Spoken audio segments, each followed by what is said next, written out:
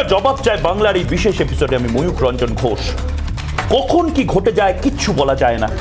হয়তো এই মুহূর্তে আমরা যখন কথা বলছি সেই সময় হয়তো আরেকটা ডেভেলপমেন্ট হচ্ছে, তারপর আরেকটা ডেভেলপমেন্ট হচ্ছে, তারপর তার থেকে আরেকটা নতুন কিছু বেরিয়ে আসছে। আমি কথা বলছি এই মুহূর্তে বাংলায় বসে মহারাষ্ট্রের, আমি কথা বলছি এই মুহূর্তে বাংলায় বসে দিল্লির, আমরা কথা বলছি এই মুহূর্তে আমি এবং মীনাক্ষী বসে গুজরাটের। কারণ কি এই তিনটে জায়গা গোটা দেশের কালকে থেকে রাজনীতির যে পারসেপশনটা সেটা বদলে দিতে পারে। কেন? এক, সকালবেলা থেকে নিখোঁজ হয়ে পড়ে 36 জন মতন বিধায়ক, দুষ্ট লোকের মতন কার্যত ভ্যানিশ হয়ে যায়। কোথায় কে কি করছে, কেন করছে কিচ্ছু বোঝা যায় না। উদ্ধব ঠাকরে নিজে মুখ্যমন্ত্রী হয়ে বলেন যে সব গুজব। তারপরে উদ্ধব ঠাকরে বুঝতে পারেন যে সত্যিই তো এতজন একসাথে কোথাও একটা গেছেন, তাদের ফোনে পাওয়া যাচ্ছে না। ঘোড়া কেনা বেচা শুরু হলো, বিধায়কেরা দল বদল করলো।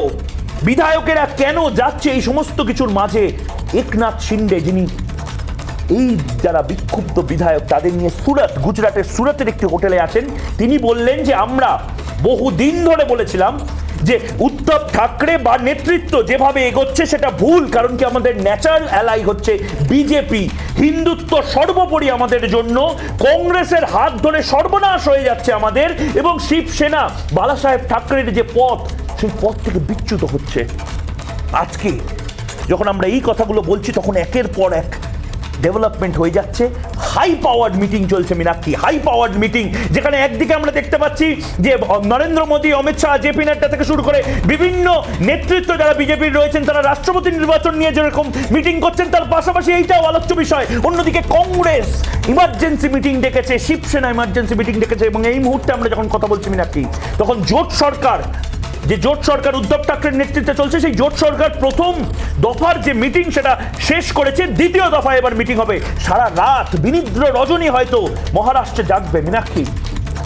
কতই রঙ্গ দেখি দুনিয়ায়, মহারাষ্ট্রে মহাসংকট ক্রমশ জোরালো হচ্ছে। যেমনটা বলছে ময়ূক, মহারাষ্ট্রের রাজনীতি, জোট সরকারের অন্যতম মন্ত্রী একনাথ শিন্ডে, যিনি এই মুহূর্তে খবরের শিরোনামে, তিনি কিনা কি করলেন, শুধু শিবসেনার বিধায়ক নন, কংগ্রেসের 5 জন বিধায়ক নিয়ে সুরাটে চলে গেলেন।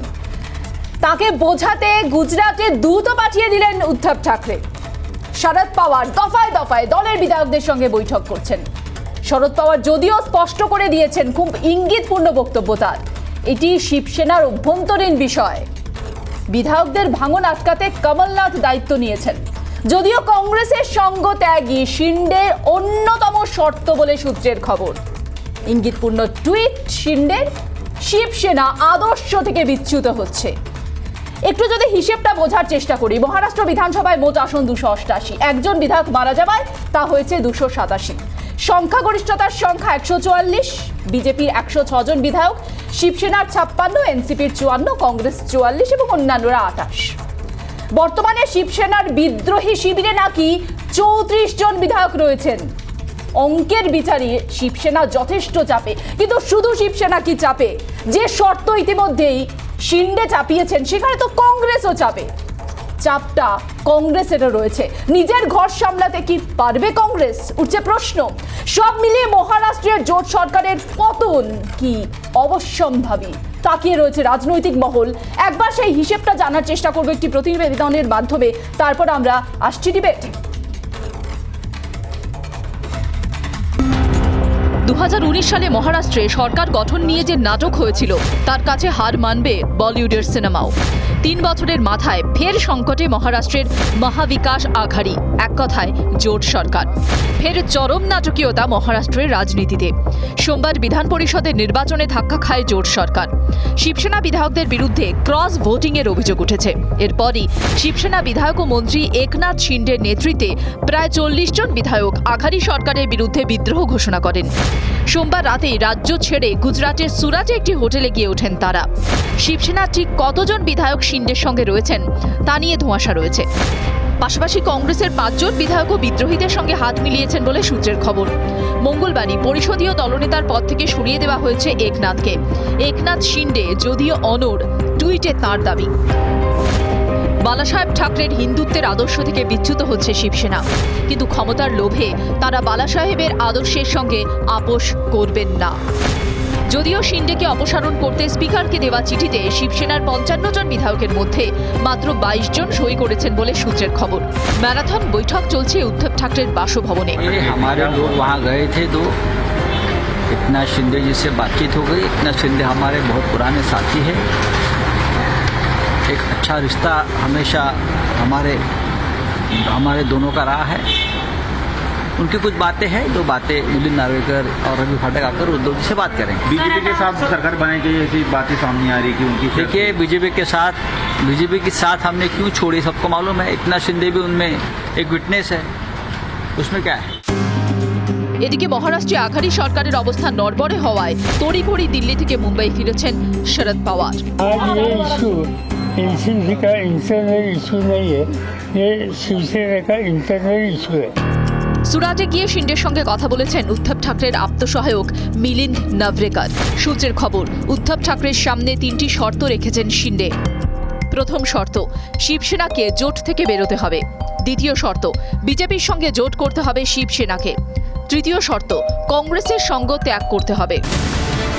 অপরদিকে আঘাড়ি সরকারের পতনের সম্ভাবনা সামনে আসতেই মাঠে নেমে পড়েছে বিজেপিও। ঘুঁটি সাজাতে দিল্লিতে বিজেপি সদর দপ্তরে দেবেন্দ্র ফডনবিসের সঙ্গে বৈঠকও করেছেন জেপি নাড্ডা ও অমিত শাহ। শিবসেনা যদিও দাবি করছে সংখ্যার নিরিখে এখনও আঘাড়ি সরকার এগিয়ে রয়েছে, তবে শিন্ডের সঙ্গে 40 জন বিধায়কের সমর্থন রয়েছে বলে সূত্রের খবর। ফলে মহারাষ্ট্রে জোট সরকারের জবনিকা পতন এখন কি শুধু সময়ের অপেক্ষা? প্রশ্ন রাজনৈতিক মহলে। রিপাবলিক বাংলা।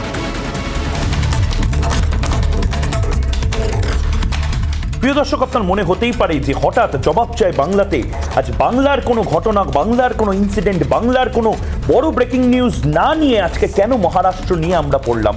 তার কারণ হচ্ছে মহারাষ্ট্রে এই মুহূর্তে যেটা হচ্ছে সেটা কার্যত ভবিষ্যতে 2024-এর আগে গোটা দেশের যে রাজনৈতিক মানচিত্র, রাজনৈতিক যে সমীকরণ, সেগুলো বদলে দিতে পারে। এবং যদি পুরনো শিবসেনা এবং পুরনো বিজেপি এক হয়ে যায়, মহারাষ্ট্র অর্থাৎ পশ্চিম ভারতে যদি আবার বিজেপি এবং শিবসেনার সরকার চলে আসে, তাহলে নরেন্দ্র মোদী এবং অমিত শাহ কিন্তু পশ্চিম ভারতে একটা বড় অক্সিজেন পাবেন। এবং অন্যদিকে পূর্ব ভারতে লুক ইস্ট যেটা বলা হচ্ছিল 2021 সালে, সেই লুক ইস্টটা আবার হয়তো ঘুরে ফিরে আসবে। এই সমস্ত কিছু আছে, কিন্তু যারা এই মুহূর্তে সন্ধ্যাবেলা জবাব চায় বাংলা দেখার জন্য রিপাবলিক বাংলা এই মুহূর্তে বসলেন টিভি চালিয়ে, সকাল থেকে যে জিনিসগুলো হয়েছে সেগুলো একবার আপনাদেরকে রিক্যাপ করিয়ে দেব। কি হয়েছে এবং কেন গোটা দেশ উত্তাল, প্রতি মুহূর্তে এক একটা করে আপডেট আসছে, সেগুলো আপনাদেরকে দেখিয়ে দেব। প্রথমেই প্রিয় দর্শক, সকালবেলার ঘটনা বলি। বিধায়কদের নিয়ে নিখোঁজ শিন্ডে। একদম সকালবেলা খবরের কাগজ যখন আসে তখন ব্রেকিং নিউজ এলো যে একনাথ শিন্ডে দাপুটে নেতা বিধায়ক, তিনি নাকি নিখোঁজ হয়ে গেছেন, একদম ভ্যানিশ, দুষ্টু লোকের মতন। 36 জন বিধায়ক, পুকুর চুরি নয়, শিশু চুরি নয়, গাড়ি চুরি নয়, বিধায়ক নাকি চুরি হয়ে গেছে। 36 জন বিধায়ক একদম ভ্যানিশ। শিবসেনার একাংশের মধ্যে বিদ্রোহ ঘোষণা করেছে, এমনটা গুজব আসছিল। কিন্তু প্রথমে যে খবরগুলো এলো তার মধ্যে থেকে বড় খবর এসছে বিধায়কদের নিয়ে শিন্ডে ভ্যানিশ হয়ে গেছে। তারপর কি হলো?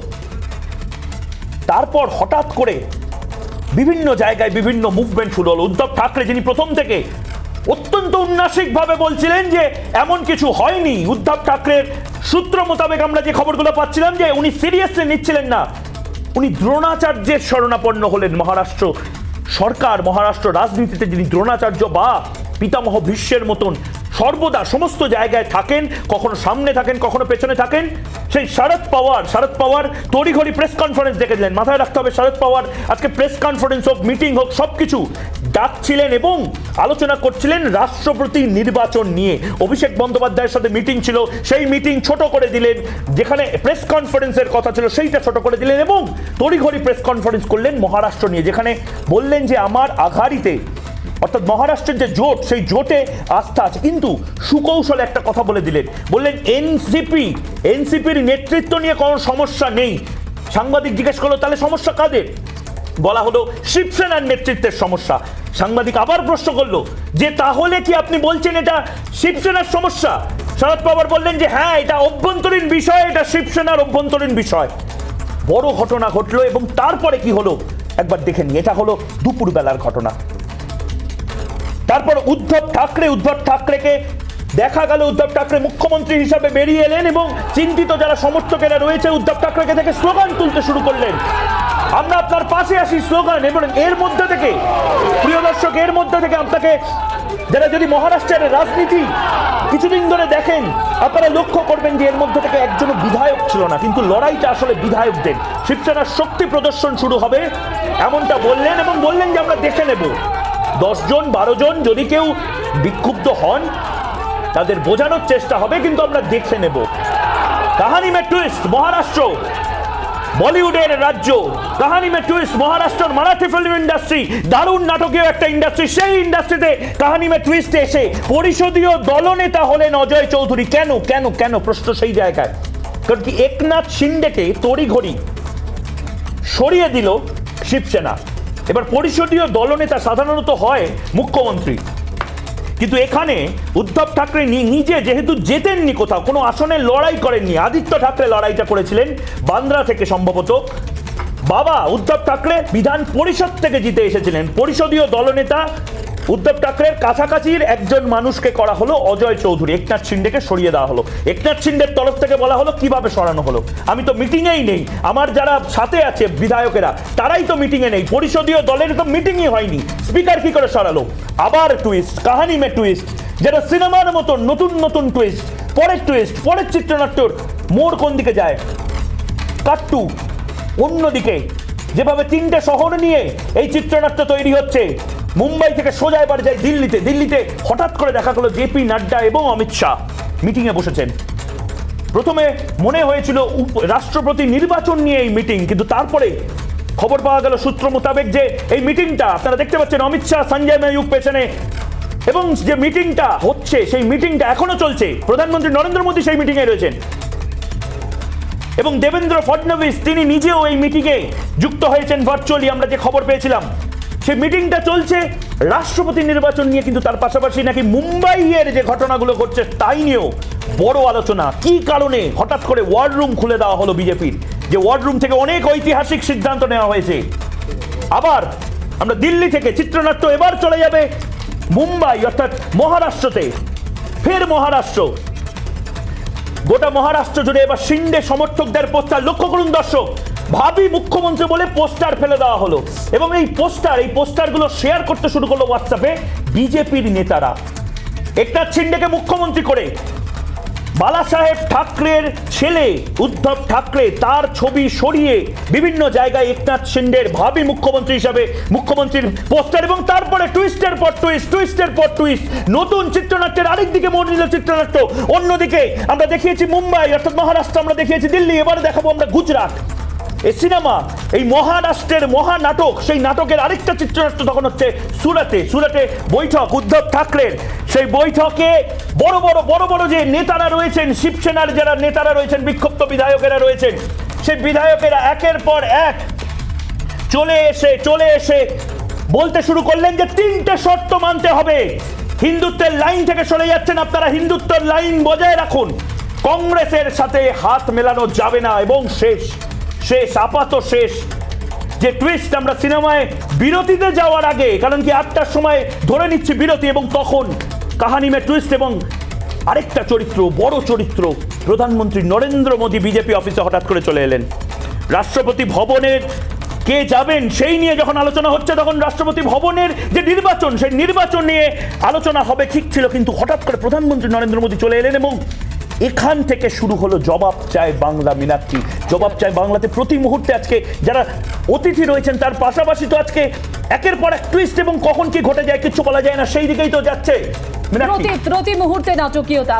এবং আমরা জানি না, এখন আমরা যখন জবাব চাই বাংলা শুরু করেছি, এরপর যখন আমরা এগোবো আমাদের ডিবেট কোন দিকে যাবে মহারাষ্ট্রের রাজনীতি, কারণ ইতিমধ্যেই জানা যাচ্ছে একগুচ্ছ খবর আমাদের সামনে আসছে এবং ধীরে ধীরে তা আপনাদের আমরা জানাবো, কারণ প্রতি মুহূর্তে দিল্লি থেকে ব্রেকিং আসছে, মহারাষ্ট্র থেকে ব্রেকিং আসছে, এবং গুজরাটে যে হোটেলে রয়েছেন ইতিমধ্যেই যারা বিদ্রোহী বিধায়ক বলা হচ্ছে তাদের, সেখান থেকেও বেশ কিছু আপডেট আমাদের কাছে আসছে। তবে তার আগে ডিবেটে যাব। আমাদের সঙ্গে আজকে রয়েছেন বিজেপি মুখপাত্র সন্ময় বন্দ্যোপাধ্যায় রয়েছেন, তৃণমূল কংগ্রেস মুখপাত্র কোহিনুর মজুমদার রয়েছেন, সিপিআই নেতা সৈকত গিরি রয়েছেন, কংগ্রেস মুখপাত্র অভিষেক ব্যানার্জি, রাজনৈতিক বিশ্লেষক দীপ্তাশ্য যশ রয়েছেন। সকলকে স্বাগত রিপাবলিক বাংলা। শুরুতে আমাকে আজকে যেতে হচ্ছে অভিষেক ব্যানার্জির কাছে, কংগ্রেস মুখপাত্র।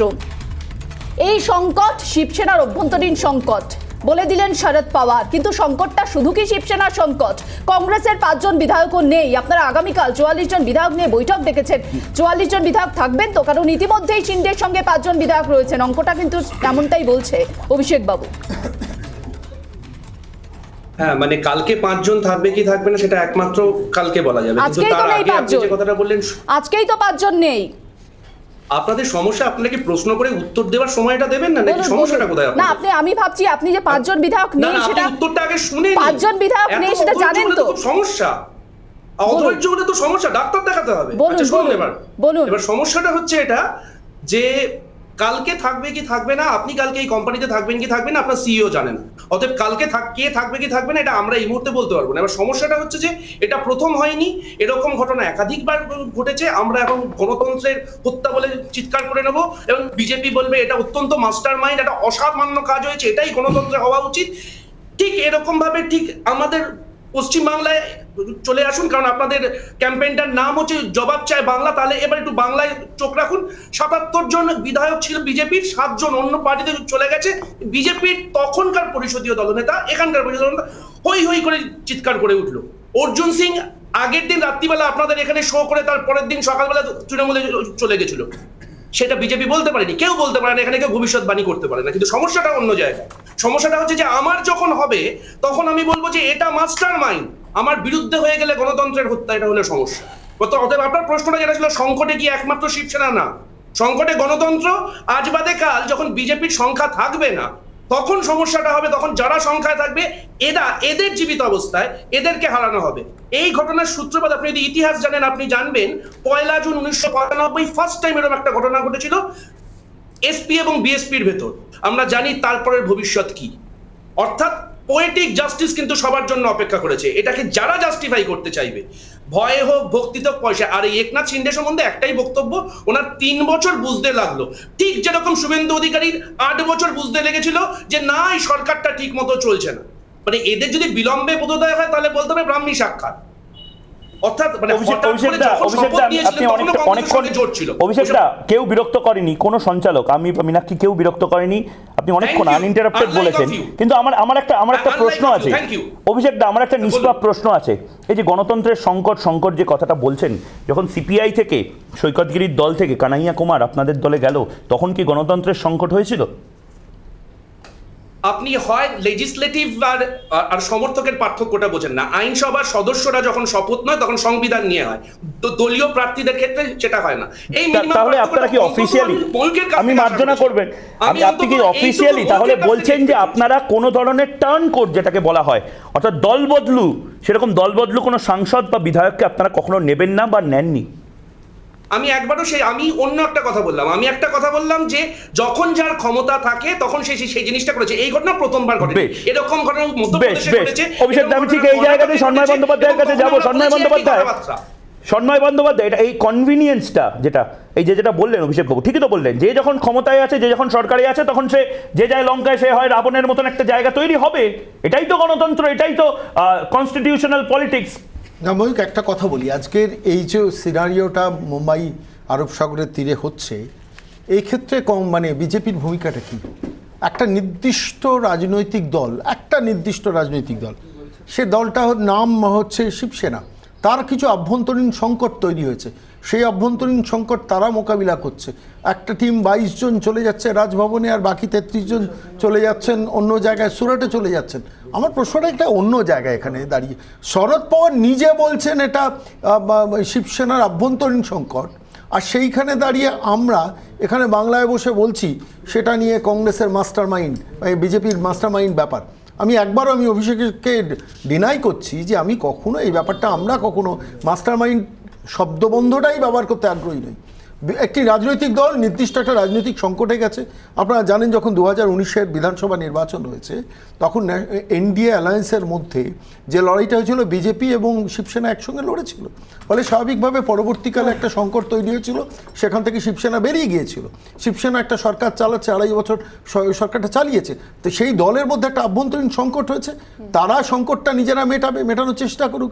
আমরা চাইবো গণতান্ত্রিক স্বার্থে সংকটটা তারা মেটানোর চেষ্টা করুক, মিটিয়ে তারা সরকার তৈরি চলে করুন। আসছে সন্ময় বাবু, আমি যাব আপনার কাছে, এর আগে আমি অভিষেক বাবুর কাছেও যাব, কিন্তু যে খবর আমাদের কাছে এই মুহূর্তে এসে পৌঁছচ্ছে কংগ্রেসের পক্ষ থেকে আগামীকাল বৈঠক ডাকা হয়েছে, যেখানে ইতিমধ্যেই জানা যাচ্ছে যে 44 জন বিধায়ক, তাদের সমস্ত বিধায়ককে ডেকে পাঠানো হয়েছে। আগামীকাল জরুরি বৈঠক ডাকলো কংগ্রেস, 44 জন বিধায়ক, তাদের সকলকে ডেকে পাঠানো হয়েছে বৈঠকে উপস্থিত থাকার জন্য জানানো হয়েছে সমস্ত কংগ্রেস বিধায়কদের। আমি এই বিষয়ে প্রশ্নে যাব অভিষেক বাবুর কাছে, 30 সেকেন্ড আমি সময় দিচ্ছি। অভিষেক বাবুর বলেছিলেন সেই সময় যে শিন্ডের 3 বছর সময় লাগলো কেন এই ব্যাপারটা বুঝতে। 3 বছর তো অনেক কম। এতদিনের দীর্ঘ সম্পর্ক ছেড়ে যখন কপিল সিব্বল বেরিয়ে এলেন, তার কতদিন সময় লেগেছিল, কত বছর সময় লেগেছিল অভিষেক বাবু? 30 সেকেন্ড কপিল সময় আপনার। সিব্বল দলত্যাগ করেছেন, কপিল সিব্বল লেজিসলেশন থেকে বেরিয়ে গিয়ে করেছেন, নিশ্চয়ই দলত্যাগ করেছেন উনি। কিন্তু কপিল সিব্বল একবারও এই কথাটা বলেননি যে কংগ্রেসের সঙ্গে আমার এই আগে সঙ্গটা ত্যাগ করতে হবে। উনি যখন শপথ নিয়েছিলেন সংবিধান নিয়ে, এই একনাথ শিন্ডে, কারণ উনি তো একজন মন্ত্রী, তাকে সংবিধান, তো সেই সংবিধান শপথ নেওয়ার সময় তার পিছনে যে কজন বিধায়কের সাইন ছিল, কংগ্রেসের বিধায়ক সাইন ছিল, ওটা প্রশ্ন না। আমি অন্য প্রশ্নটা করছি। উনি একটু আগে সন্ময়দা বললেন যে এখানে বিজেপির কি ভূমিকা আছে। বিজেপির ভূমিকা হচ্ছে লা মেরিডিয়ান হোটেলে এখন কেন বিজেপি বিধায়করা আছে, 1 নম্বর। 2 নম্বরটা হচ্ছে যে যখন এই ঘটনাটা ঘটছে, নারায়ণ রানে, যিনি সন্ময়দার থেকে একটু বড় নেতা, তিনি বলছেন ওখানে ভেঙে পড়াটা সময়ের অপেক্ষা, এটা আপত্তির জায়গা। বেশ, সন্ময় বাবু উত্তর নিয়ে আমি যাব কোহিনুরের কাছে। আমি মূল সন্ময় বাবু। প্রশ্নটা বুঝলাম না। ব্যাপারটা হচ্ছে বিজেপির এখানে সম্পর্কটা কি, এটা কিন্তু কোনোভাবে ব্যাখ্যা করতে পারলো না অভিষেক। মূল যে জায়গাটা হচ্ছে একটা রাজনৈতিক দল, অভিষেক এক মিনিট অভিষেক, একটা রাজনৈতিক দল তার আভ্যন্তরীণ সংকটে পড়েছে। তারা বলছে কংগ্রেস আমাদের ন্যাচারাল অ্যালাই নয়, ফলে স্বাভাবিকভাবে বিজেপি আমাদের ন্যাচারাল অ্যালাই, এটা নিয়ে দীর্ঘদিন ধরে লড়াই করছি, আভ্যন্তরীণ লড়াই করছি, শেষ পর্যন্ত আমরা একটা সংকটের জায়গায় আমরাই তৈরি করেছি, বা আমরা এই জায়গায় এই অবস্থানে তৈরি এসেছি। সেখানে what BJP has to do, এই জায়গাটা কিছুতেই বোঝানোর চেষ্টা করো না।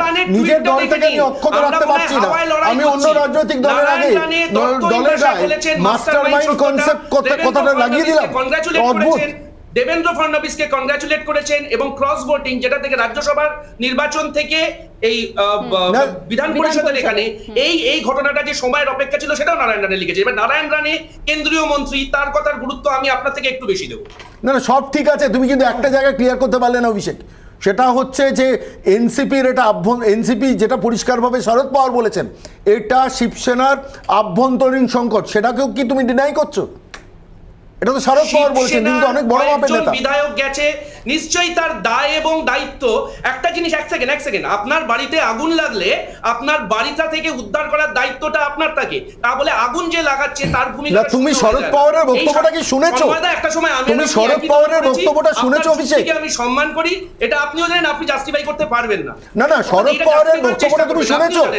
তিনি নিজে বলছেন এটা শিবসেনার আভ্যন্তরীণ সংকট, তুমি সেটাকে বিজেপির গায়ে লাগানোর চেষ্টা করছো। আগুন লাগলে সেখান থেকে বেঁচে না তাহলে শরদ পাওয়ারকে ডিনাই করছো তুমি।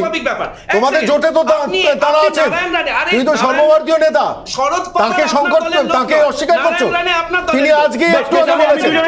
আমি দুজনের কাছে আসছি। আমি তৃণমূল কংগ্রেসের মুখপাত্র কোহিনুর এই মুহূর্তে রয়েছে। অভিষেক দা, আপনার কাছেও আসছি আমি। তৃণমূল কংগ্রেসের মুখপাত্র কোহিনুর এই মুহূর্তে রয়েছে, যদিও কোহিনুরের এই মুহূর্তে স্টেক মুম্বাইতে বা মহারাষ্ট্রতে নেই, যদিও কোহিনুরদের স্টেক সারা দেশে করার মতনই একটা জায়গা তোমরা তৈরি করার চেষ্টা করছো। তা সে সিকিম হোক, তা সে গোয়া হোক, তা সে মহারাষ্ট্র হোক, সমস্ত জায়গাতেই তোমরা খেলা হবে করার চেষ্টা হচ্ছে। কিন্তু কোহিনুর, কি আশায় বাঁধি খেলা ঘর বেদনার মহাজোটে, এখানে যে জোট যাদের সাথে করার কথা ভাবছো তোমরা, যাদেরকে নিয়ে তোমরা চলার কথা ভাবছো, তা সে কংগ্রেস হোক, তা সে শিবসেনা হোক, তা সে এনসিপি হোক, বড় বড় তাবড় নেতারা, তারা কোথাও গিয়ে কি একটু ব্যাকফুটে চলে যাচ্ছে 2024-এর আগে? আমি প্রথমে বলি যে সর্বত্র এই শোটায়, মানে প্রথম থেকে শুনলাম সবটাই একদম সূত্র এবং ক্যালকুলেশন, পারমুনেশন, কম্বিনেশন ইত্যাদি নিয়ে। আমি যদি অঙ্কের খাতায় দেখি, ইন টোটাল আমি যদি বাকি 2-3টে এই সিটগুলো বাদ দিই, তবেও যে সংখ্যাটা, যদি এটা আমি 25 ধরে নিই যে যারা একনাথ শিন্ডের সঙ্গে গেছে, তাহলেও তারা 25 নয়, এটার কোনো পারমুনেশন কম্বিনেশন নেই। কত? এটা এটা এটা আমি Minimum বলে দিচ্ছি 34 জন, এবং তার পাশাপাশি শোনো কাহানি মে টুইস্ট আছে, তুমি দুজনেই তো হিন্দি সিনেমা দেখতে ভালোবাসি। আরব সাগরের পারে এখন আরো 4 জন গাড়ি করে সুরতের দিকে যাচ্ছেন বলে সূত্র মোতাবেক আমি জানতে আবার পাওয়া যাচ্ছে, এবং তার পাশাপাশি অন্তত 40 জন। কেন বলছি আমি? কারণ কি 22 জন বিধায়ক সই করেছেন। উদ্ধব ঠাকরে, মুখ্যমন্ত্রী উদ্ধব ঠাকরে 22 জন বিধায়ককে সই করাতে পেরেছেন। স্পিকারের হাতে যে কাগজটা গেছে যেখানে বলা হচ্ছে একনাথ শিন্ডেকে সরিয়ে দিন, মাত্র 22 জন। আচ্ছা 22 জন, তাহলে 22 জন, 56 জনের মধ্যে 22 জন, 56 জনের মধ্যে 22 জনও ধরলে তিনটে দল মিলালে থাকছে 119, আর বিজেপির কাছে এই মুহূর্তে সংখ্যা হচ্ছে 106। এবং যদি এরা অ্যাবস্টেন করে, মানে অঙ্কের খাতিরে যদি এরা অ্যাবস্টেন করে, তাও কিন্তু গভর্নমেন্ট এই আঘাড়িদেরই থাকছে। এবার সেকেন্ড যেটা হতে পারে, দেখুন আমার তো এখানে স্টেক নেই, আমি অঙ্ক নিয়ে বিচার করছি। না তোমাদের তো স্টেক আছে, তোমরা আমাকে সারা দেশে আমাকে আরে আমাকে বলতে দিতে হবে, শেষ করতে শরদ পাওয়ার থেকে শুরু করে আরে উদ্ধব শেষ ঠাকরে করতে তাদের দিন তো না, হাত প্লিজ ধরতে প্লিজ চাইছো। প্লিজ, ব্যাপারটা ইন্টারেস্টিং হবে, শেষ করতে দিন।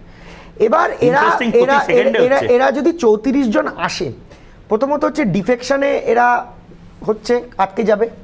যদি আমি ধরেই নিই যে ডিফেকশনে এরা বিজেপির কোনো প্রার্থীকে সমর্থন করবে, তাহলে বিজেপি এখানে খোলাখুলি বলছে ভাই যে আমি ডিফেকশন সমর্থন করছি, কাল তৃণমূলে যাওয়া কোনো এমএলএর দিকে যেন প্রশ্নচিহ্ন এখানে না করে। 3, আমি এখানে খুব একটা জিনিস খুব দেখাতে চাই, আমি ধরি আমি ওই ধরছি, তাও ধরলে 106 হচ্ছে না, 106 উপরেই থাকছে। আর আরো একটা তথ্য আমি দিয়ে দিই তোমাকে, একনাথ শিন্ডের যে টুইট, যেখানে তিনি বলেছেন যে আদর্শ থেকে বিচ্যুত হচ্ছে শিবসেনা, তাতে প্রায় 40 জন বিধায়ক সম্মতি জানিয়েছেন শিবসেনার। না আমি তো সবকটাই বলছেন পালমুনেশন কম্বিনেশন, আমি আপনার মানে আপনার অঙ্কের নিরিখে আর কি হবে এই পরিস্থিতিতে? তাই হবে, এই পরিস্থিতিতেও যদি হয়, এই পরিস্থিতিতে থাকবে, সম্ভাবনার কথাই বলছি, এই পরিস্থিতিতে যদি হয় তাও ডিফেকশনে আটকাবে। আমার সিম্পল কথা হচ্ছে যে পার্থক্যটা, আমার এখানে কথা হচ্ছে পার্থক্যটা, যেটা ভারতীয় জনতা পার্টি মধ্যপ্রদেশে পারে, মহারাষ্ট্রে চেষ্টা করে এগিয়ে নিয়ে চেষ্টা করছে, বা কতটা সফল হবে আমার অন্তত অঙ্কের বিচারে মনে হচ্ছে এখনো সফল হবে না। পশ্চিম বাংলায় সেটা পারে না। এটাই মমতা বন্দ্যোপাধ্যায়ের স্ট্রেংথ, এটাই তৃণমূল কংগ্রেসের স্ট্রেংথ, যে বিজেপি সব জায়গায় এই জিনিসটা করতে পারে, ডিফেকশন করিয়ে সরকার ভাঙাতে পারে, কিন্তু ডিফেকশন করে পশ্চিম বাংলায় ভাঙে না। অভিযোগ করছেন যে না আসলে সংখ্যা বলতে গিয়ে আরো কতগুলো সংখ্যা ভুলে গেছে কোহিনূর, যে ওই আরব সাগরের তীরে খুব কাছে গোয়াতে কিছুদিন আগে লড়াই করতে গিয়ে 40-0 হয়ে ফিরে এসছে কোহিনূররা। আজকে উদ্ধব ঠাকরেকে ব্যাক করতে গিয়ে যদি আবার মুখ পড়ে, আমরা 6 মাস দল করেছি, আপনারা এখানে একটু বলেন তোমরা কতদিন ধরে না তোমরা তো সরকার করব বলেছিলে, তোমরা তো সরকার করব বলেছিলে, না গোয়াতে তোমরা সরকার করবে বলেছিলে, গোয়াতে তোমরা সরকার করবে বলেছিলে, শেষ পর্যন্ত জিরো। আমি এক মিনিট, আমি তুমি সংখ্যার তুমি সংখ্যা জোর গলায় বলো, আরে শোনো না আমি তোমার থেকে জোরে গলায় কথা বলতে পারি। তোমরা গোয়াতে 0 হয়েছে অনেক চেষ্টা করে লড়াই করে, সংখ্যার কথা বলতে গিয়ে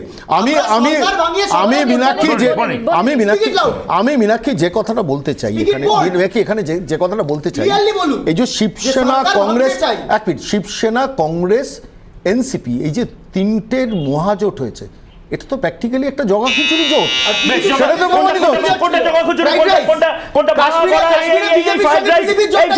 ফ্রাইড রাইস বিরিয়ানি জগাখিচুড়ি এই সমস্ত আসছে। একটা বড় ব্রেকিং নিউজ, আগামীকাল মহারাষ্ট্রে মন্ত্রিসভার বৈঠক। এই মুহূর্তে যখন আমরা 8:28 এই খবরটা ব্রেক করছি, আগামীকাল মহারাষ্ট্রে মন্ত্রিসভার বৈঠক, উদ্ধব ঠাকরে নিজে থাকবেন, দুপুর 1টায় মন্ত্রিসভার বৈঠক, এবং সারা রাত ধরে যে স্ট্র্যাটেজিগুলো নেওয়া হবে তারপরে একটা বড় টাইম রেখে দেওয়া হচ্ছে, যাতে অনেক কিছু বদল হতে পারে ফার্স্ট হাফে, সেখানে সেকেন্ড হাফে বৈঠকটা দেখা হচ্ছে দুপুর 1টার সময়। আপ্রাণ চেষ্টা করা হচ্ছে, 22 জন এমএলএ এই মুহূর্তে বিধায়ক উদ্ধব ঠাকরের সাথে রয়েছেন, 22 জন এমএলএ কে নিয়ে বুদির গড় রক্ষা করার আপ্রাণ চেষ্টা করছেন এই মুহূর্তে। আমি আবার ডিবেটে যাচ্ছি। কোহিনূর তুমি কি বলছো জগাখিচুড়ি, কি বলছো ডিফেকশনের কথা? মানে বাংলাতে বিজেপি এটা পারে না, তৃণমূল পারে। কোহিনূর এবং শর্মা বন্দ্যোপাধ্যায় এই মুহূর্তে রয়েছেন, তারপরে আমরা যাবো সৈকত এবং দীপ্তার সাথে। তৃণমূল কংগ্রেস তো বিজেপি ভাঙিয়ে সরকার করেনি, Trinamool Congress single largest majority হয়েছে এবং মোর দেন মেজরিটি ভোট পেয়ে মোর দেন মেজরিটি নাম্বার নিয়ে সরকার গড়েছে। কিন্তু সরকার ভাঙার যে খেলা, সেটা মধ্যপ্রদেশে দেখেছি, বা পূর্বে গোয়াতে দেখেছি, নর্থ ইস্টের স্টেটে দেখেছি, আজকে মহারাষ্ট্রে যে চেষ্টা চলছে, এই চেষ্টাটা পশ্চিমবাংলায় করেনি এমনটা নয়। পশ্চিমবাংলায় করার চেষ্টা করেছিল, মমতা বন্দ্যোপাধ্যায়ের কাছে এখানে করে উঠতে পারেনি। কিন্তু সন্মাবাবু যে বললেন যে শিবসেনা কংগ্রেস এটা খিচুড়ি জোট, ওদের পিডিপির সাথে জোটটা কি ছিল?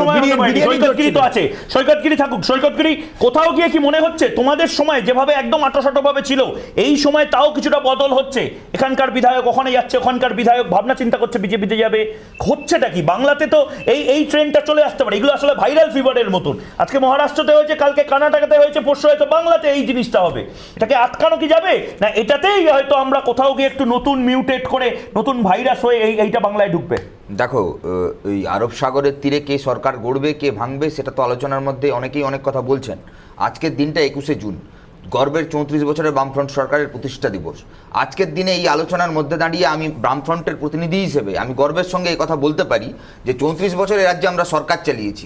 এ কথা ঠিক, আমাদের বিরুদ্ধে অনেক সমালোচনার আগুল তোমরা তুলতে পারো, বিরোধীরা তুলতে পারে, কিন্তু এই রাজ্যের মাটিতে 34 বছরের সরকার পরিচালনার ক্ষেত্রে কেউ আমাদের দিকে এই আগুল তুলতে পারবে না যে আমরা কোনো পঞ্চায়েত থেকে বিধানসভা থেকে লোকসভা কোনো বিরোধী দলের জনপ্রতিনিধিকে আমরা আনবার চেষ্টা করেছি। তোমার স্মরণে আছে মুর্শিদাবাদ, বহরমপুর পৌরসভা, কাঁথি পৌরসভা, বহু ক্ষেত্রে আমরা শূন্য হয়েছে। আমরা কোনোদিন বিরোধী কংগ্রেসের একজনও জনপ্রতিনিধিকে আমাদের দলে আনবার সুযোগ দিইনি, আমরা নিও নি। 1, 2, আজকে আরব সাগরের তীরে যাই হোক না কেন চিত্রনাট্য, বাস্তবটা কি জানো? আজকের দিনে গোটা দেশের গণতন্ত্রের দিকে একটা আঙুল উঠছে, বারে বারে উঠেছে।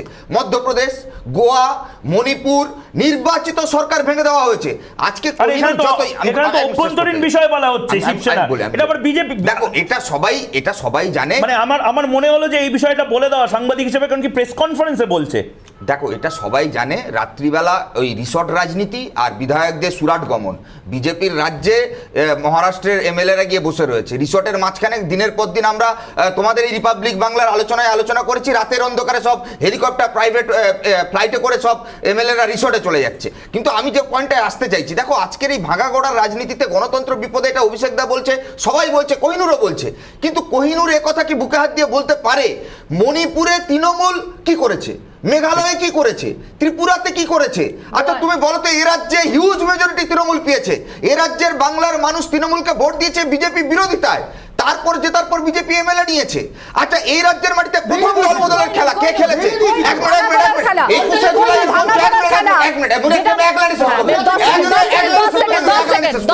21শে জুলাইয়ের মঞ্চ তৃণমূল পরিণত করেছিল দল বদলের খেলার মঞ্চে।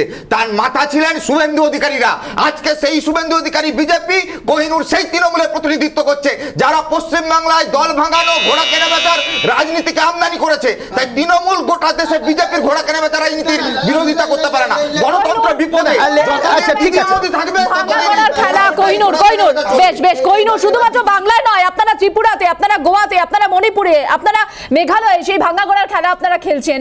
এবং আপনারা যাদেরকে নিয়ে ভাবছেন বিজেপি বিরোধী জোটের সম্ভাবনা, ঐক্যবদ্ধ জোটের কথা ভাবছেন, সেই কংগ্রেসেরই ঘর ভাঙছেন আপনারা। না আমি দেখুন আমি একটা কথা বলি, যে এই যে একটা তথ্য হচ্ছে না যে ত্রিপুরায় আমরা গিয়ে কংগ্রেসকে হারিয়ে দিয়েছি, গোয়ায় আমরা গিয়ে কংগ্রেসকে হারিয়ে দিয়েছি, থ্যাংক ইউ। আমি একটা কথা বলি, এই যে ধরুন মমতা বন্দ্যোপাধ্যায় তো দাঁড়িয়েছিলেন মূল প্রতিবন্ধকতা হয়ে বিজেপির বিরুদ্ধে 2021 সালে, তাহলে মমতা বন্দ্যোপাধ্যায়ের বিরুদ্ধে 100 রকম চক্রান্ত এরা করতে ছাড়েনি এই সিপিএম কংগ্রেস। তাও তো আমরা ক্ষমা করে দিয়েছি, আমরা কিছু করি না, আমরা গিয়ে ওদের সঙ্গে দাঁড়াই, আমরা একজোটের কথা বলি, আমরা লার্জার ইন্টারেস্ট দেখি। আমরা এখনো আজকের দিনেও লার্জার ইন্টারেস্ট দেখছি। আমাদের লার্জার ইন্টারেস্ট হচ্ছে পুরো একমাত্র জেতা বাম কাউন্সিলর, একটা মাত্র জেতা বাম কাউন্সিলর। রেজাল্ট বেরোনোর 48 ঘন্টার মধ্যে তোমার দলের মুখপত্র গিয়ে তাকে দল বদল করিয়েছে।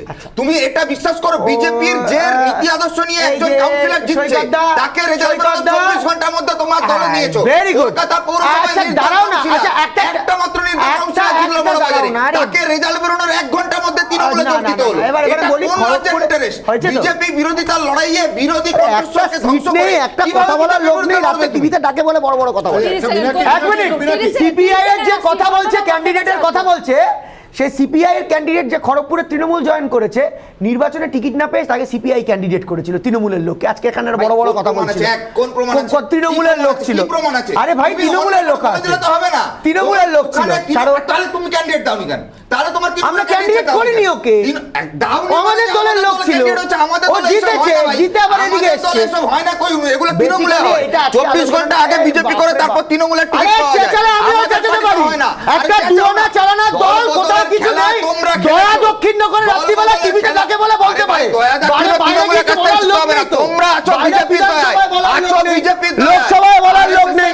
দয়া দক্ষিণনগরে টিভিতে ডাকলে দু লাইন বলতে পারে। আমরা সিবিআই এর দয়ায় নেই, চোরেদের দল সিবিআই এর দয়ায় আছো, সিবিআই ধরছে না তাই এ রাজ্যে আছো। দলটা উঠে গেল,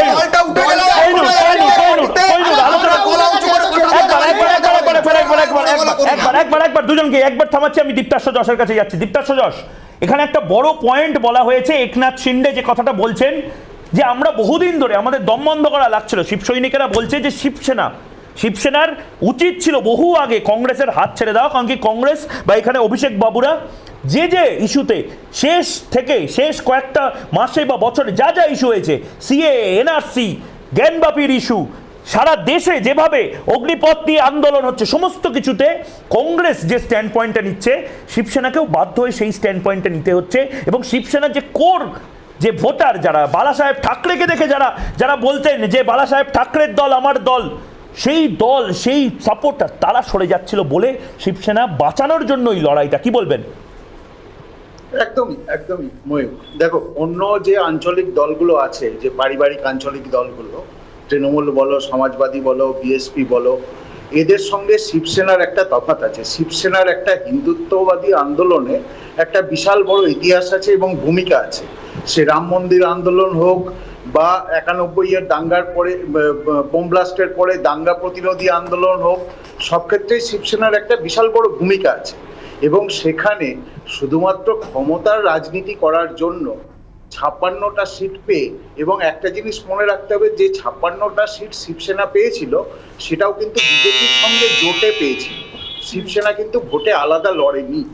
তো এবার সেখানে খুব স্বাভাবিক যে তাদের যে বিধায়করা আছেন তাদের মনেই হতে পারে যে আমরা যদি এই সিউডো সেকুলারিজমের চক্করে চলে যাই, তাহলে আমাদের যে ভোটার বেস, অর্থাৎ যে হিন্দু ভোটার বেস, সেই ভোটার বেস আমাদের নষ্ট হয়ে যাবে।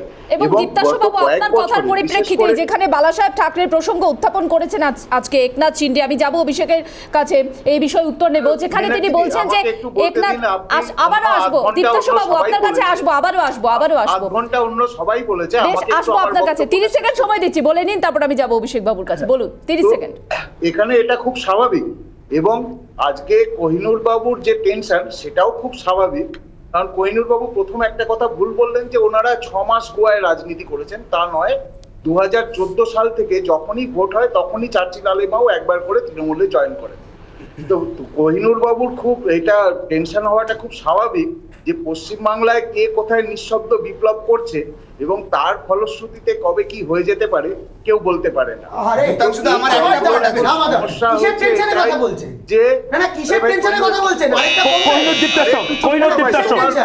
আরে ভাই একটু চুপ করো। কেন চুপ করবো? আপনার কথা চুপ করবো নাকি? আরএসএস দালালের কথা চুপ করবো নাকি? আজকে কিসে চুপ করবো? আপনার কথা কিসে চুপ করবো? আরে কথা শুনে বলুন তো, কতগুলো বলুন, কটা বিজেপি এমএলএ আছে? বিজেপিতে আছে না? কতগুলো 1 2 3 4 করে বলুন তো, কটা বিজেপি এমএলএ আছে? 1 2 3 4 করে বলুন।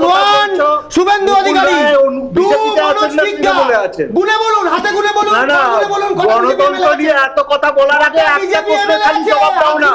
মুকুল রায় বিজেপিতে আছেন না তৃণমূলে আছে? গুনে বলুন বিজেপিতে আছে কটা? না আমার খালি একটা, আরে আপনার দল আপনি জানেন না কটা এমএলএ আছে? আমাকে প্রশ্ন করছেন। আমার একটা উত্তর খালি দাও না, একটা সামান্য প্রশ্ন করে। আপনার দলের টিকিটে যেতে তো সামান্য প্রশ্ন করেছিল, আপনার দলের টিকিটে যেতে তো জানেন না তো? অভিষেকের কাছে জানেন না তো কোন দলে আছে? আসছি অভিষেক বাবুটা উঠে গেছে, সন্ধ্যাবেলা আলো জ্বালানোর লোক নেই পার্টি অফিসে। আমি যাব শর্মা বাবুর কাছে যাবো, অভিষেক বাবুর কাছে যাবো। আমরা একটু মহারাষ্ট্রের পরিস্থিতি বেশ দলের শ্রাদ্ধ করছে, বোঝা গেছে। সেই দল আবার এখানে এসে অন্য টেনশন নিয়ে কথা বলছে। অভিষেক বাবু ডাক্তার দেখান, কাজে দেবে। অভিষেক বাবু একের পর আছে। প্লিজ কইনুর কোনো ব্যক্তিগত আক্রমণ নয়,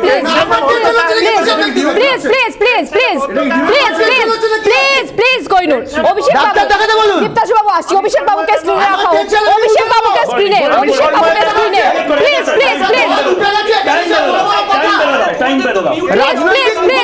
আসছি দীপ্তাশু। অভিষেক বাবু, যে প্রশ্ন আমার, একনাথ শিন্ডের যে টুইট, সেখানে টার্গেট কিন্তু মনে করা হচ্ছে কংগ্রেসকে। তিনি বলছেন বালা সাহেবের যে আদর্শ সেখান থেকে বিচ্যুত হয়েছে শিবসেনা। যে বালা সাহেব বলতেন যে 10 জনপদের সামনে মাথা নত করব না, শিবসেনার এই আদর্শ থেকে বিচ্যুত হয়েছে। তিনি আপনি বলতে পারেন যে 3 বছর সময় লেগেছে, কিন্তু তার যে সাংগঠনিক ক্ষমতা, তার যে মানুষের কাছে তিনি যে জননেতা, তার যে দীর্ঘদিনের রাজনীতিতে তার যে দখল, সেটা তো অস্বীকার করতে পারবেন না।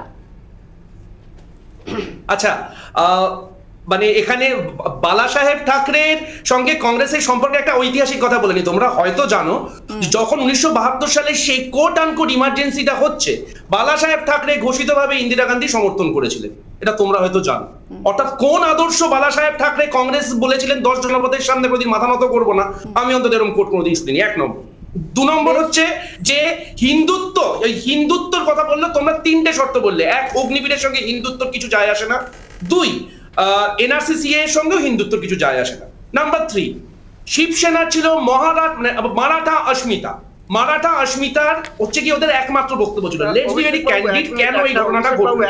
2022 সালে বিএমসি, অভিষেক বাবু একটা কথা জিজ্ঞেস করব। মুম্বাই কর্পোরেশনের ইলেকশন আছে 2022 সালে। বৃহন মুম্বাই কর্পোরেশন, মানে যার বাজেট হচ্ছে পশ্চিমবঙ্গের বাজেটের দ্বিগুণ, সেখানে এই মুহূর্তে মহারাষ্ট্র বিকাশ আঘাড়ি পশ্চিমবঙ্গের বাজেটের দ্বিগুণ না, এশিয়ার সর্ববৃহৎ, সবচেয়ে বড় এশিয়ার সর্ববৃহৎ মিউনিসিপ্যালিটি, এবং তার পাশাপাশি বাজেট, আমি রাজ্যের সঙ্গে মিউনিসিপ্যালিটি কর্পোরেট করছি।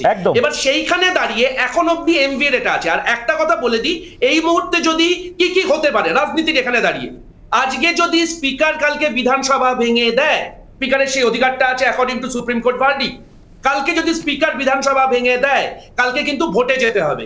এই 40 জনকেও যেতে হবে, বা 22 জনকে, 12 জনকে এবং বাকিদেরকেও যেতে হবে।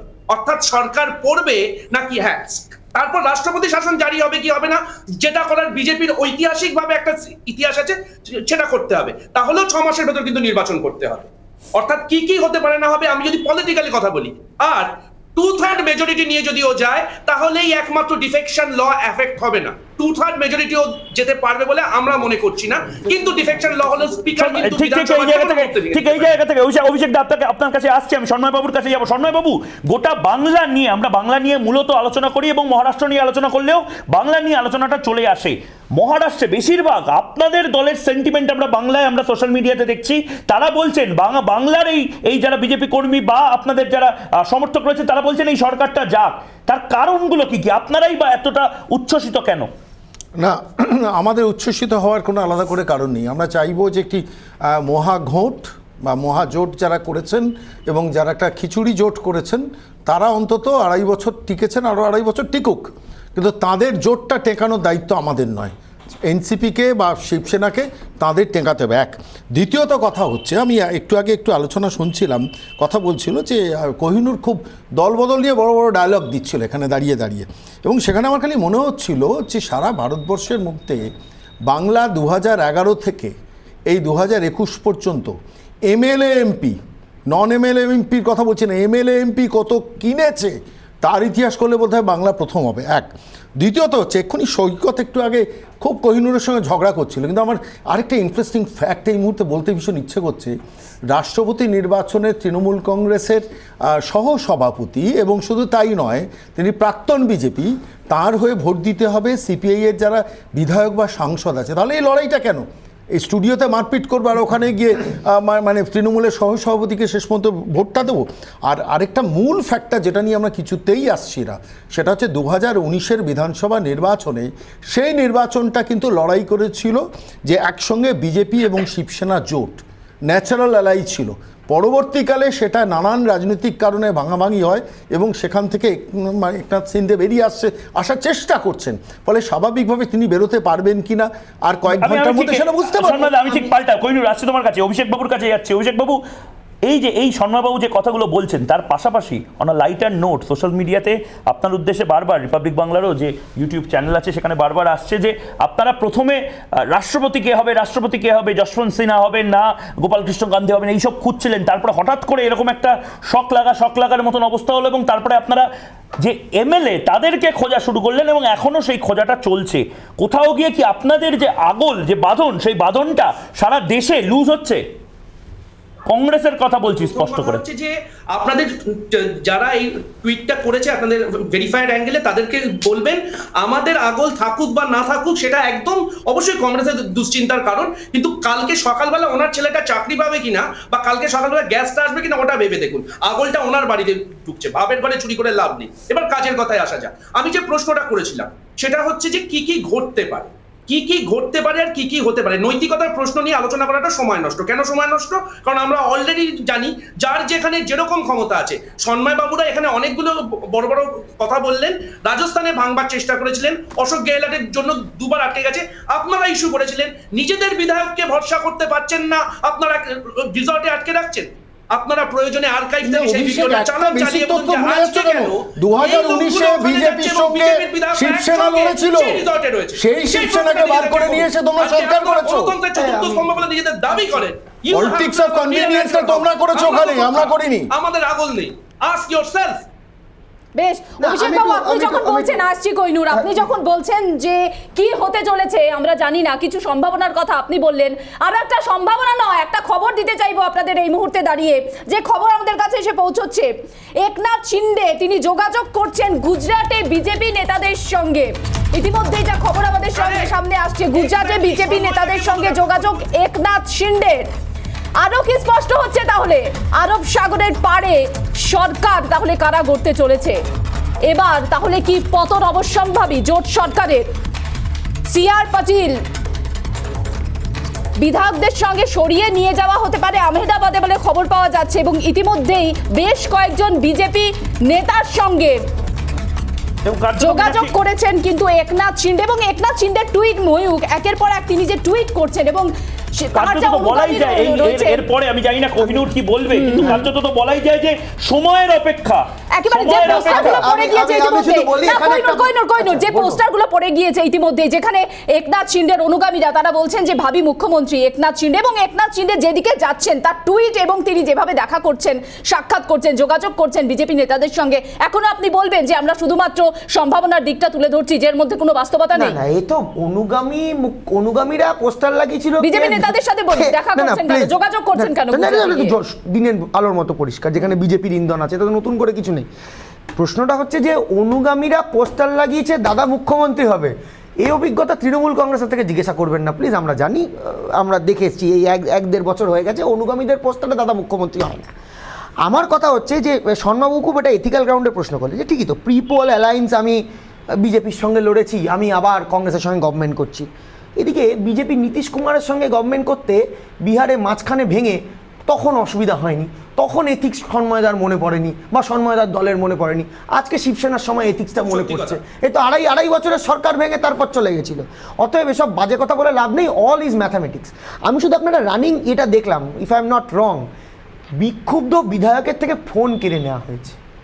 বিক্ষুব্ধ বিধায়কের থেকে ফোন কেড়ে নেওয়া হওয়ার মানে হচ্ছে যে সঞ্জয় রাউত যে কথাটা দুপুরবেলা বলেছিলেন যে ফোনে যোগাযোগ রাখছে শিবসেনার সঙ্গে, ওখানে যারা গেছে, এবং বলছে কিডন্যাপ হয়েছে, এবং ফোন নিয়ে নেওয়া আহমেদাবাদে সরিয়ে যাওয়া মানে আমি তো বড় উল্টো বলছি। আরেকটা বড় খবর আমি জাস্ট বলে দিচ্ছি, এই মুহূর্তে আমরা আবার খবরটা দেব, গ্রিডে দেব, এবং আমরা ব্রেকিং বড় করে করব, কিন্তু এই মুহূর্তে আমরা যখন এই আলোচনাটা করছি, অভিষেক দা আপনার দলের সবচেয়ে বড় নেতা রাহুল গান্ধী 50 ঘন্টা হলো, এই মুহূর্তে 9টা বাজবে, 50 ঘন্টা হবে ইডির অফিসে, এবং আধ ঘন্টার জন্য ব্রেক দিয়েছিল, খেতে গেছিল বাড়িতে, আবার ইডির অফিসে চলে এসেছে। ভাবুন কি অবস্থা এই মুহূর্তে। আপনারা যখন স্ট্র্যাটেজির মিটিং করতে হবে, ওয়ার রুম মিটিং, মীনাক্ষী, সেই সময় রাহুল গান্ধী একদিকে ইডি অফিসে, নেতারা বিভিন্ন অফিসে ঘুরে ফিরে বেড়াচ্ছে। আমি দীপ্তাশ্ব যশের কাছে যাচ্ছি 30 সেকেন্ডের জন্য। দীপ্তাশ্ব যশ, হচ্ছে নাকি কংগ্রেস? তোমরাই বলো যে কংগ্রেস নেই, তা দীপ্তাশ্ব যশ, কংগ্রেসে রাহুল গান্ধীকে নিয়ে এত কিছু হচ্ছে কেন? সিবিআই হোক, দল ভাঙানো, বুক বাজিয়ে লড়ে যাচ্ছে কংগ্রেস। বুকের ফাটাটা না দেখো, কংগ্রেসের রাহুল গান্ধীকে তো ইডি বিজেপি ডাকেনি, ইডি ডেকেছে, এবং সেটাও যখন রাহুল গান্ধী বারে বারে কোর্টে গেছেন, হাইকোর্টে গেছেন, তারপরে তিনি কোনো অপশন আর বেঁচে নেই, তারপরে তিনি বাধ্য হয়ে এখন হাজিরা দিচ্ছেন। তো এগুলোয় বিজেপির কিছু করার নেই। মূল কথা হচ্ছে যে আজকে এই আঞ্চলিক দলগুলোর সমস্যা হচ্ছে যে এদের এখন আইডিওলজি বলতে একটাই দাঁড়িয়েছে যে স্কুলের চাকরি, প্রাইমারির চাকরি, যারই চাকরি হোক, লুটে খাও। এবং যে যত লুটে খেতে পারবে তার দলে তত গুরুত্ব। সেই কারণে শান্তিনিকেতনের বেশি গুরুত্ব, আবার রবীন্দ্র ভারতীর কম গুরুত্ব। সন্ময় বাবুর কাছে যাবো, আরো একটা খবর আমাদের কাছে এসে পৌঁছচ্ছে। দিব্যা হাগরাগির নাম শুনেছেন? কেমন গুরুত্ব দিব্যা হাগরাগি, কর্ণাটকা। গুগল করুন, দেখুন যদি নাম আমি আসছি সন্ময় বাবুর কাছে যাবো। সন্ময় বাবু গুগল করবেন, আপনি তো আমার আপনাকে আমি প্রশ্ন করলে তো আপনি গুগল করুন না, উত্তর দিতে পারবেন না। প্লিজ গুগল আপনি আমার একটা প্রশ্নের উত্তর দিলেন যে মুকুল রায় কোন দলে আছে। সময় কমে আসছে, সন্ময় বাবুর কাছে যাবো। যে জিজ্ঞেস করতে হচ্ছে কোন বেশ আসছি কোন কি হতে পারে, আসছি কোন আমরা যেটা শুরু করেছিলাম। আপনি জানেন না কোন দলে আছে, আমাকে জিজ্ঞেস করছেন। তৃণমূলে না বিজেপিতে? আপনাকে সাধারণ একটা প্রশ্ন করছি, এটা কোন দলে আছে আমাকে জিজ্ঞেস সন্ময় বাবু একটা খবর আমাদের কাছে এসে পৌঁছচ্ছে, একটা খবর এসে আমাদের কাছে পৌঁছচ্ছে।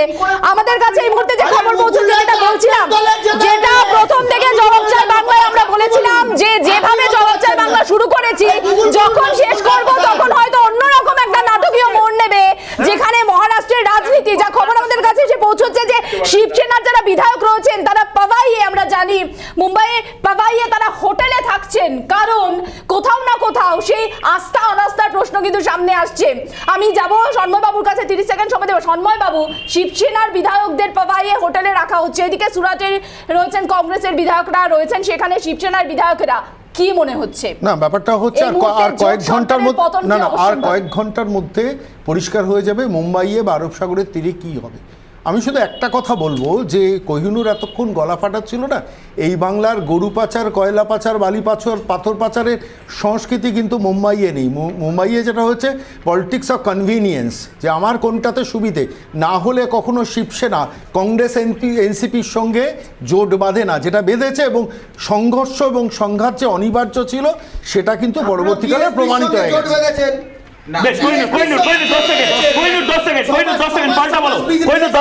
সরকার করেছেন 6 মাস। নীতিশ কুমারের সরকার নিয়েছে লালু প্রসাদকে সরিয়ে ওখানে নীতিশ কুমারকে সরকারে বসিয়েছেন। এই সব কনভিনিয়েন্স পলিটিক্সে কোন জায়গাটায় যাচ্ছেন? আর গরু পাচার টরু পাচার নিয়ে যাদেরকে দুদিন আগে চোর বলে কোমরে দড়ি বেঁধে ঘোরাবেন বলেছিলেন, তাদেরকে আজকে দাদা দাদা বলে নক করে দরজা করে ঢুকতে হয়। লজ্জা লাগে না?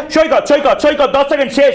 বলো যে যেভাবে দেখো মহারাষ্ট্রের এই সরকার পড়ে যাচ্ছে কার্যত দেখে মনে হচ্ছে, কিন্তু politics is the art of possibilities, যে কোনো কিছু হয়ে যেতে পারে। এই মুহূর্তে তোমাদের কি মনে হচ্ছে যে তোমরাই ভালো ছিলে? হয়তো শূন্য আছো এখন, কিন্তু এখন যা হচ্ছে আগে হয়তো সেরকম হতো না। দেখো আজকের দিনে দাঁড়িয়ে আমরা এই দল বদল, এই ঘোড়া ভাঙা গড়া খেলাটাকে প্রমোট করবার জন্য আজকে এখানে আসিনি। আমরা যেটা বলতে চাইছি, এই যে সন্ময় দ্বারা বারবার বিজেপিকে ডিফেন্ড করবার চেষ্টা করছে। দেখো গৌরী লঙ্কেশের হত্যাকারীরা, ডাবলকারের হত্যাকারীরা, আমি ডিস্টার্ব করি না আপনার সময়, গৌরী লঙ্কেশের হত্যাকারীরা, ডাবলকারের হত্যাকারীরা মহারাষ্ট্রে ক্ষমতায় আসছে। এটা ডেমোক্রেসির বড় বিপদ। এই রাজ্যের মাটিতে তৃণমূল কংগ্রেস আরব সাগরের লড়াই এই মুহূর্তে যেভাবে নাটকীয় মুহূর্ত প্রতি মুহূর্তে আমাদের সামনে নজরে আসছে, তাতে সম্ভাবনাময় রাজনীতি কোন দিকে যাবে সেদিকে আমাদের নজর থাকবে। অসংখ্য ধন্যবাদ সকলে যারা যোগ দিলেন জবাব চাই বাংলা ডিবেট। জবাব চাই বাংলা আজ এই পর্যন্তই, কাল ফের কথা হবে চোখে চোখ রেখে।